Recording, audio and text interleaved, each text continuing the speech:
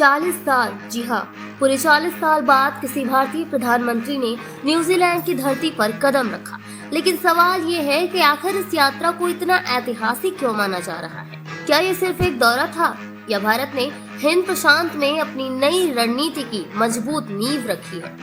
अगले 2 मिनट में आपको बताएंगे इस ऐतिहासिक दौरे की पूरी कहानी।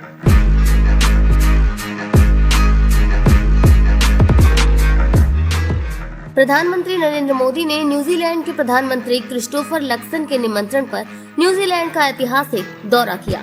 खास बात ये रही कि करीब 4 दशकों के बाद किसी भारतीय प्रधानमंत्री का ये पहला न्यूजीलैंड दौरा था, जिसने दोनों देशों के रिश्तों में एक नया अध्याय जोड़ दिया है। इस यात्रा के दौरान भारत और न्यूजीलैंड ने अपने संबंधों को रणनीतिक साझेदारी यानी स्ट्रेटेजिक पार्टनरशिप तक पहुंचाने का फैसला किया है। इसका मतलब है कि अब दोनों देश सिर्फ व्यापार ही नहीं बल्कि रक्षा, समुद्री सुरक्षा, साइबर सुरक्षा, विज्ञान तकनीक और अंतरिक्ष जैसे अहम क्षेत्रों में भी मिलकर काम करेंगे। इनके बीच आर्थिक मोर्चों पर भी बड़ी प्रगति देखने को मिली है।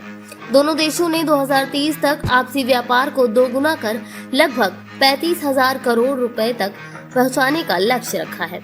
निवेश बढ़ाने, कृषि, डेयरी, शिक्षा और नवाचार के क्षेत्र में सहयोग बढ़ाने पर भी सहमति बनी है। प्रधानमंत्री मोदी ने ऑकलैंड में भारतीय समुदाय को संबोधित किया।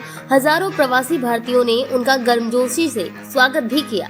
अपने संबोधन में पीएम मोदी ने कहा कि भारत और न्यूजीलैंड के रिश्तों की सबसे बड़ी ताकत दोनों देशों के लोग हैं और यही पीपल टू पीपल कनेक्शन भविष्य में साझेदारी को और मजबूत बनाएगा। एक्सपर्ट्स का मानना है कि ये दौरा केवल एक औपचारिक यात्रा नहीं बल्कि हिंद प्रशांत क्षेत्र में भारत की बढ़ती भूमिका और वैश्विक कूटनीति को नई दिशा देने वाला कदम है।